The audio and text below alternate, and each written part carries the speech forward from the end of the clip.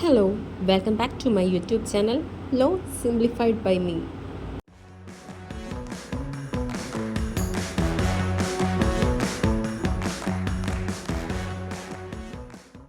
Today, I will be presenting on the topic International Trade Law.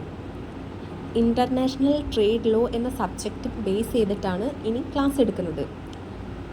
The topic is Introduction to the World Trading System.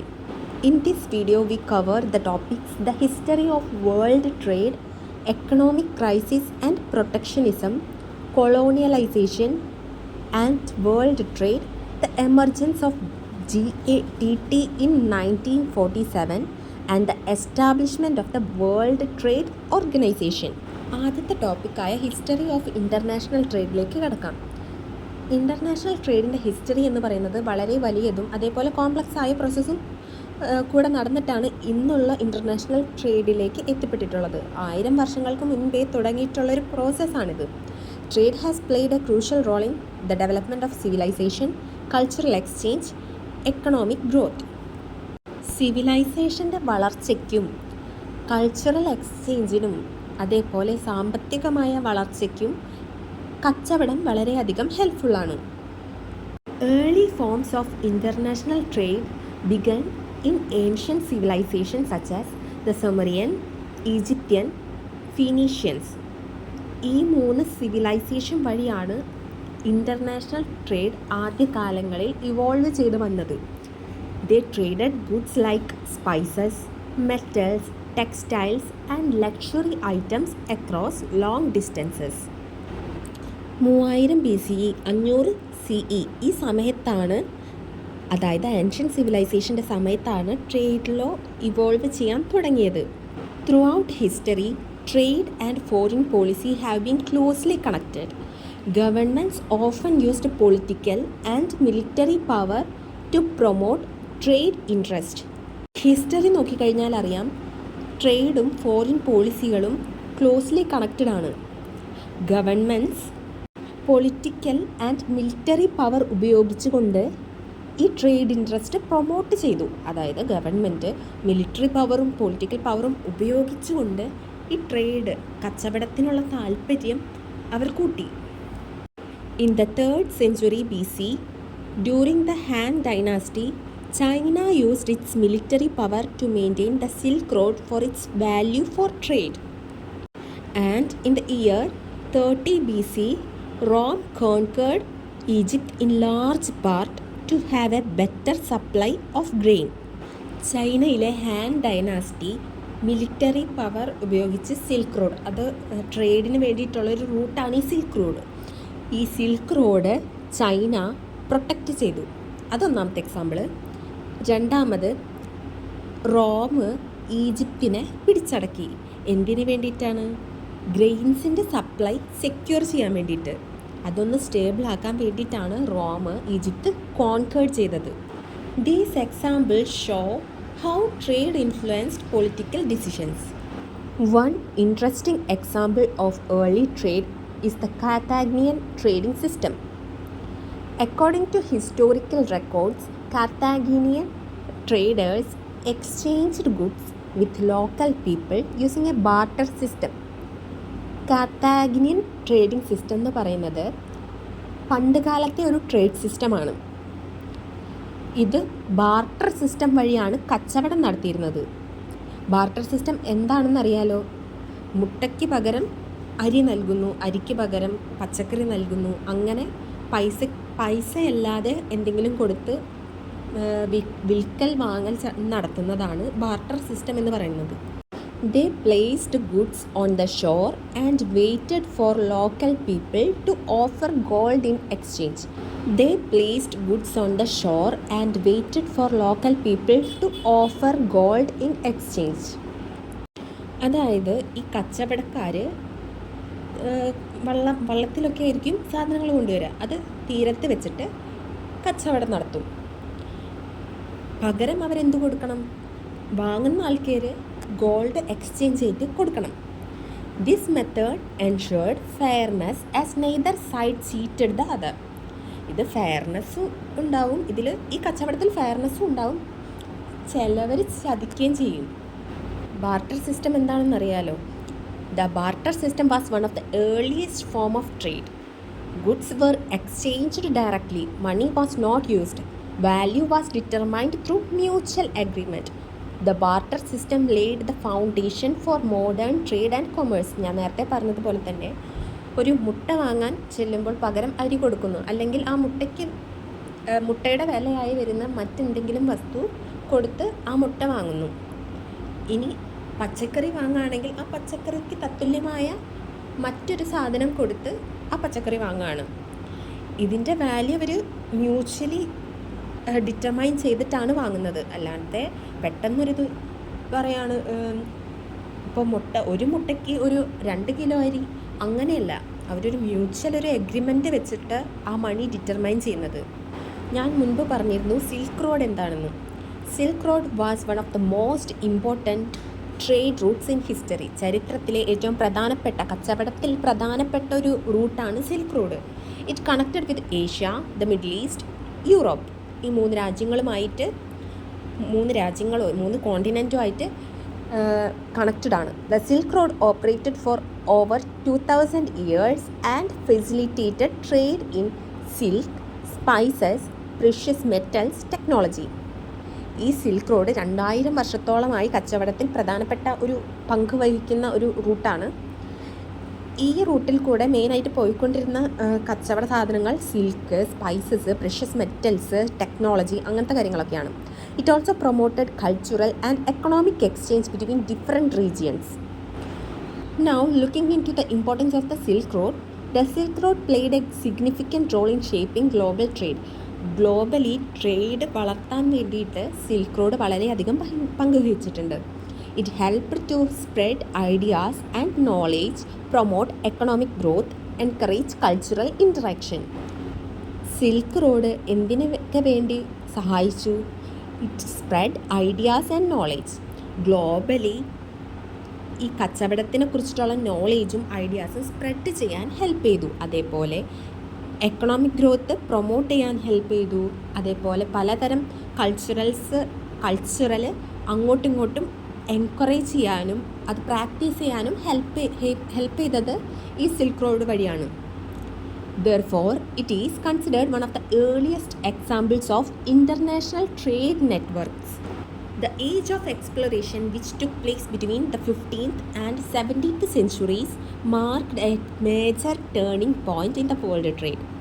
Age of exploration നടന്നത് 15 17 സെഞ്ചുറിക്ക് ഇടയിലാണ്.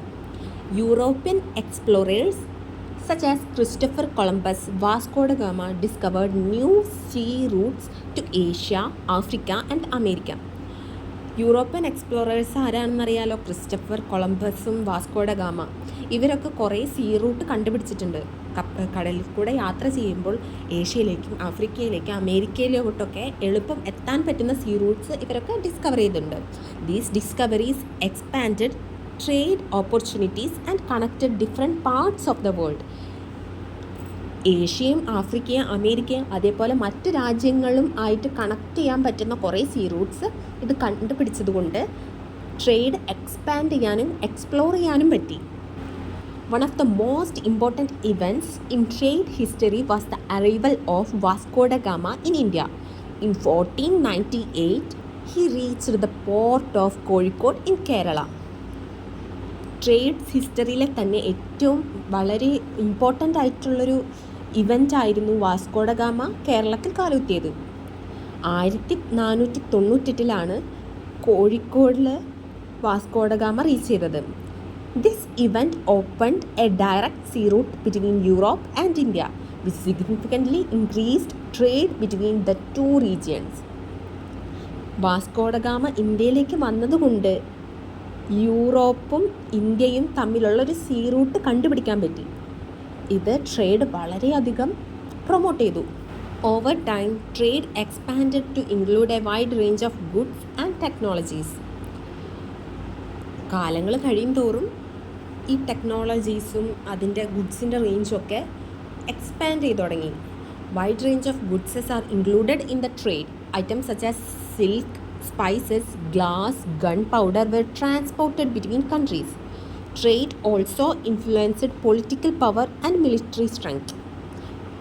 ഈ കച്ചവടങ്ങളൊക്കെ കാരണം gun പൗഡറൊക്കെ നമ്മൾ വിൽക്കാണല്ലോ, അപ്പോൾ political പവറും കൂടും, മിലിറ്ററി സ്ട്രെങ്ത്തും കൂടും. ഗണ്ണും അങ്ങനത്തെ കാര്യങ്ങളൊക്കെ നമുക്ക് ഈസിലി ട്രേഡ് വഴി നടത്താൻ പറ്റും. കച്ചവടം നടത്താൻ പറ്റുന്നത് കൊണ്ട് മിലിറ്ററിയും പൊളിറ്റിക്കൽ പവറൊക്കെ കുറച്ചും കൂടെ കൂടുകയാണ് ചെയ്യുക. Ancient civilizations such as the Indus Valley civilization were actively involved in international trade. Indus valley civilization ഉണ്ടല്ലോ, അത് ഇൻ്റർനാഷണൽ ട്രേഡിൽ വളരെയധികം ഇമ്പ്രൂവ് ചെയ്യാൻ ഹെൽപ്പ് ചെയ്തിട്ടുണ്ട്. The traded goods like gold, silver, pearls, precious stones with regions such as Egypt and Mesopotamia. Indus valley civilizations international ട്രേഡിൽ വളരെയധികം involve ചെയ്തിട്ടുണ്ട്. അതേപോലെ gold, silver, pearl, precious stones അങ്ങനത്തെ ഗുഡ്സൊക്കെ ഈജിപ്തും മെസപ്പൊട്ടാമിയൻ റീജിയൻസ് ആയിട്ട് ട്രേഡ് നടത്തിയിട്ടുണ്ട്. അവരുമായി കച്ചവടം നടത്തി. This shows that international trade existed even in early human societies. ഇത് നമുക്ക് മനസ്സിലാക്കാം. ഇതിൽ നിന്ന് നമ്മൾ എന്ത് മനസ്സിലാക്കണം? ആദ്യം തൊട്ടേ ഈ ഇൻ്റർനാഷണൽ ട്രേഡ് ഉണ്ട്. ഈജിപ്തും മെസപ്പൊട്ടാമിയയുമായിട്ട് ഇൻഡസ് വാലി സിവിലൈസേഷൻ കച്ചവടം നടത്തിയിട്ടുണ്ട്. So at that time the international trade is prevailed. In the 1600s, European trading companies become interested in India because of its valuable goods. ഇന്ത്യയുമായിട്ടുള്ള കച്ചവടം യൂറോപ്യൻസിന് ഭയങ്കര ഇൻട്രസ്റ്റ് ആയിരുന്നു 1600-കളിൽ. കാരണം എന്താണ്? ആ ഗുഡ്സ് എല്ലാം വാല്യുബിൾ ആയിരുന്നു. The British East India Company began trading in cotton, silk, indigo, saltpetre. Cotton, silk, indigo, saltpetre ഇങ്ങനത്തെ goods എല്ലാതും British East India Company trade നടത്തിയിരുന്നു. However, the desire for profit eventually led to the colonial rule and exploitation. ഇതിൽ നിന്നും കിട്ടുന്ന profit എത്രയാണെന്ന് അവർക്കറിയാം. അതുകൊണ്ട് ഇന്ത്യയെ കൊളോണിയൽ റൂൾ വെച്ച് വളരെയധികം എക്സ്പ്ലോയിറ്റ് ചെയ്തിട്ടുണ്ട്. Next is mercantilism. Mercantilism was an economic theory followed between the 16th and 18th centuries. 16-ാം നൂറ്റാണ്ടിൻ്റെയും 18-ാം നൂറ്റാണ്ടിൻ്റെയും ഇടയിൽ ഫോളോ ചെയ്ത് വന്നിരുന്നൊരു തിയറിയാണ്, എക്കണോമിക് തിയറിയാണ് mercantilism. It emphasized increasing exports, reducing imports, accumulating wealth. ഈ തിയറി എന്തിനൊക്കെ വേണ്ടിയിട്ടാണ് ഉപയോഗിച്ചിരുന്നത്? എക്സ്പോർട്സ് കൂട്ടാനും ഇമ്പോർട്ട്സ് കുറയ്ക്കാനും വെൽത്ത് അക്യുമുലേറ്റ് ചെയ്യിപ്പിക്കാനും വേണ്ടിയിട്ടാണ്. European countries established colonies to control resources and trade routes. European countries കോളനീസിനെ കൺട്രോൾ ചെയ്തിരുന്നു. എന്തിനു വേണ്ടിയിട്ടാണ്? റിസോഴ്സസും ട്രേഡ് റൂട്ടും അവരുടെ കൺട്രോളിൽ വരാൻ വേണ്ടിയിട്ടാണ്. Late 18th and 19th centuries, Industrial Revolution which began. It introduced mass production, new machinery, improved transportation. Industrial revolution നടന്നത് 18-ാം നൂറ്റാണ്ടിൻ്റെ അവസാന കാലങ്ങളിലും 19-ാം നൂറ്റാണ്ടിലുമാണ്. Industrial revolution mass production introduce ചെയ്തു. എന്ത് സാധനമായാലും ട്രേഡിൽ അത് കൂടുതലായി ഉൽപ്പാദിപ്പിച്ചു തുടങ്ങി. അതേപോലെ പുതിയ പുതിയ മെഷീൻസ് ഇൻട്രൊഡ്യൂസ് ചെയ്തു. അതേപോലെ ട്രാൻസ്പോർട്ടേഷൻസ് കുറച്ചും കൂടെ ഇംപ്രൂവ് ചെയ്യിപ്പിച്ചു. This in turn boosted international trade by creating a demand for raw material and expanding markets. 18-ാം നൂറ്റാണ്ടിൽ എക്കണോമിക് ലിബറലിസത്തിലേക്ക് ഒരു ഷിഫ്റ്റ് ഉണ്ടായിരുന്നു.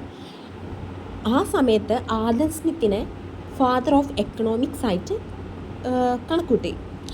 And he published his book the wealth of nation in 1776.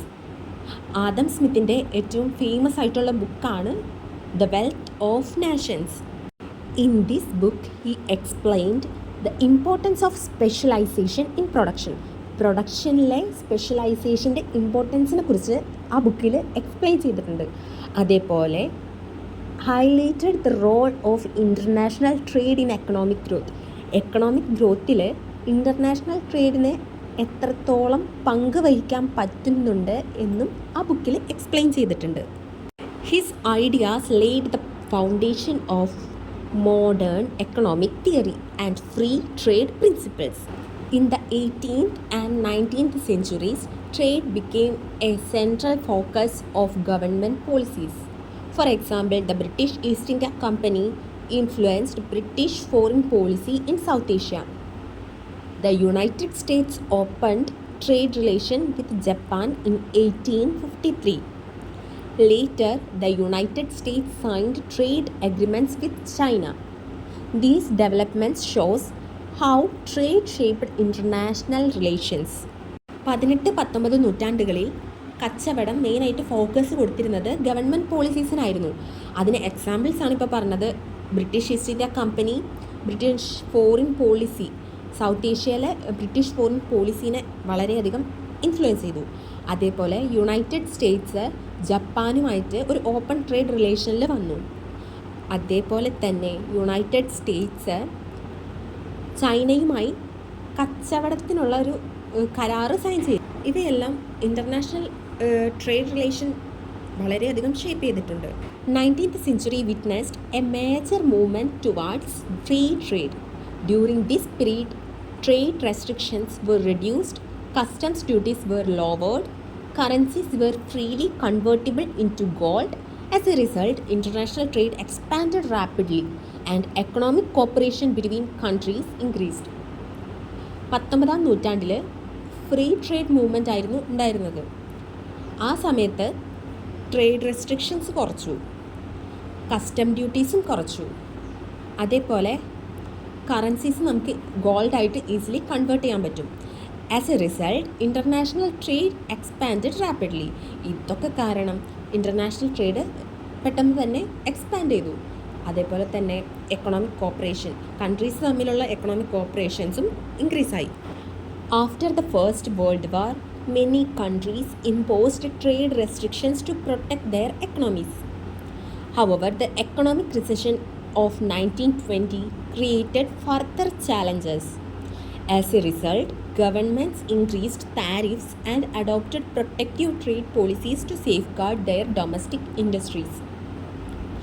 After World War II, countries faced severe economic damage. To rebuild the global economy, international institutions were established through the Bretton Woods Conference in 1944. These institutions included the International Monetary Fund or IMF, the World Bank. Their main purpose was to stabilize currencies and support economic development. ഒന്നാം world വാറിന് ശേഷം കുറേ countries world trade സിസ്റ്റത്തിൽ കുറേ restrictions കൊണ്ടുവന്നു. അതേപോലെ 1920 സമയത്ത് economic recession ഉണ്ടായിരുന്നു. അതും എക്കണോമിക് ക്രൈസിസിനെ ബാധിച്ചു. As a result government increased. ഇതൊക്കെ കാരണം ഗവൺമെൻറ് താരിഫ്, ഡ്യൂട്ടി, കസ്റ്റംസ് ഇതെല്ലാം കൂട്ടി. And adopted protective trade policies. Protective trade പോളിസീസും അഡോപ്റ്റ് ചെയ്തു. ഇനി രണ്ടാം വേൾഡ് വാറിന് ശേഷം കൺട്രീസ് എക്കണോമിക് ഡാമേജ് ഫേസ് ചെയ്തു. ഗ്ലോബൽ എക്കണോമി റീബിൽഡ് ചെയ്യാൻ വേണ്ടിയിട്ട് കുറേ international institutions Bretton Wood conference establish ചെയ്തു. അത് 1944 ഈ ബ്രെട്ടൺ വുഡ് കോൺഫറൻസ് നടന്നത്. These institutions included international monetary fund and the world bank. ഈ രണ്ട് ഇൻസ്റ്റിറ്റ്യൂഷൻസും ചേർന്ന് ഗ്ലോബൽ എക്കണോമി റീബിൽഡ് ചെയ്യാൻ വേണ്ടി ബ്രെട്ടൺ വുഡ് കോൺഫറൻസ് 1944 വെച്ച് നടത്തി. Their main purpose was to stabilise currencies and support economic development. So that's all. ഇനി ബാക്കി നെക്സ്റ്റ് വീഡിയോയിൽ ആഡ് ചെയ്യാം.